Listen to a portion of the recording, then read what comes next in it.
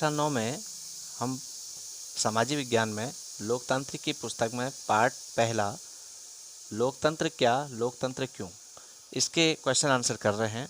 इसमें हम प्रश्न 4, प्रश्न 5 और प्रश्न 6 हल करेंगे। इसमें देखिए जो पहला चौथा क्वेश्चन है, इस क्वेश्चन में कहा गया है कि इन सभी कथनों में कुछ चीज़ लोकतांत्रिक है और कुछ अलोकतांत्रिक। हर कथन में इन चीज़ों को अलग अलग करके लिखें। देखिए यहाँ पर जो पहला है क, इसमें कह रहा है कि मंत्री जी ने कहा है कि संसद को कुछ कानून पास करने होंगे जिससे विश्व व्यापार संगठन द्वारा तय नियमों की पुष्टि हो सके। देखिए मैंने आपको लिखने के लिए बताता हूँ, ये लोकतांत्रिक मैंने अंडरलाइन किया है, तो यहाँ पर ये लोकतांत्रिक कथन है। यानी अगर मंत्री जी कह रहे हैं कि संसद में कानून पास कर रहे हैं तो ये एक सिस्टम से हो रहा है, ये एक लोकतंत्र के हिसाब से हो रहा है। और यहाँ पर जो नियमों की पुष्टि हो सके कहा है तो ये अलोकतांत्रिक केस में आता है। ठीक, ऐसी दूसरा है चुनाव आयोग ने एक चुनाव क्षेत्र के सभी मतदान केंद्रों पर दोबारा मतदान का आदेश दिया। ये लोकतांत्रिक चीज़ है। अगर कहीं गड़बड़ हो रही है, लोकतंत्र में कहीं गड़बड़ हो रही है, चुनाव में मतदान में गड़बड़ है, तो वहाँ पर दोबारा आदेश हो रहा है, यानी ये बहुत अच्छा लोकतंत्र के हिसाब से चल रहा है। तो ये लोकतांत्रिक कथन है अंडरलाइन वाला। और जो ये है बड़े पैमाने पर मतदान में गड़बड़ी की, ये अलोकतांत्रिक है, यानी ये गलत चीज़ है। ऐसी गौ में देखिए संसद में औरतों का प्रतिनिधित्व 10% तक ही पहुंचा है, तो ये अलोकतांत्रिक है, जबकि 100% पूरा होना चाहिए। इसी तरह से इसी के कारण महिला संगठनों ने संसद में 1/3 आरक्षण की मांग की है, तो ये तो लोकतांत्रिक है, लेकिन ये लोकतांत्रिक नहीं है। तो देखिए इसका उत्तर हम कैसे लिखेंगे वो मैं दिखाता हूँ। अब यहाँ पर 2 कॉलम बना लेंगे, एक लोकतांत्रिक और अलोकतांत्रिक।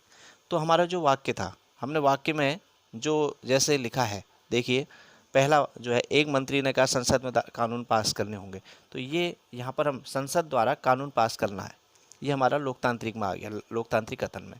और जो इसका जो है विश्व व्यापार संगठन नियमों की पुष्टि हो, तो वो हम अलोकतांत्रिक में लिख देंगे। तो इस तरह से हमारे जो 2 और कथन हैं इनको भी हमने इसमें लिखा हुआ है, ये ख का है और ये गौ का है।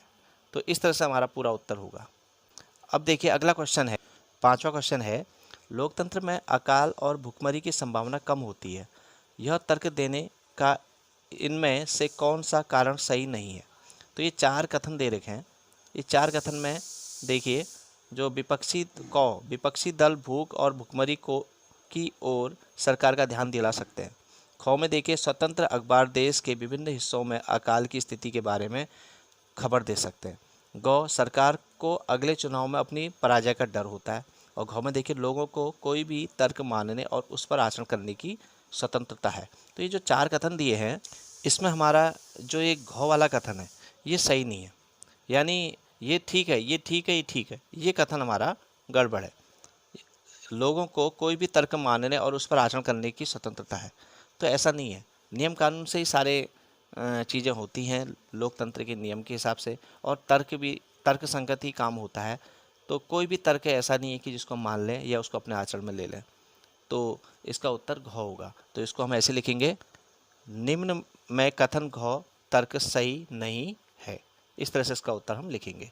अगला 6ठा क्वेश्चन देखिए, यहाँ पर 6ठे क्वेश्चन में कहा है किसी जिले में 40 ऐसे गांव हैं जहां सरकार ने पेयजल उपलब्ध कराने का कोई इंतजाम नहीं किया है। इन गांवों के लोगों ने एक बैठक की और अपनी ज़रूरत की ओर सरकार का ध्यान दिलाने के लिए कई तरीकों पर विचार किया। इनमें से कौन सा तरीका लोकतांत्रिक नहीं है। देखिए ये 4 तरीके दिए हैं। पहला दिया है अदालत में पानी को अपने जीवन के अधिकार हिस्सा बताते हुए मुकदमा दायर करना, ठीक है, ये भी सही है।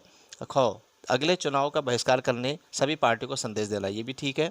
गौ देखिए सरकारी नीतियों के खिलाफ जनसभाएं करना, ये भी ठीक है। और घ देखिए सरकारी अधिकारियों को पानी के लिए रिश्वत देना, ये गलत है, ये लोकतांत्रिक नहीं है। तो यानी इसका उत्तर घ हो जाएगा।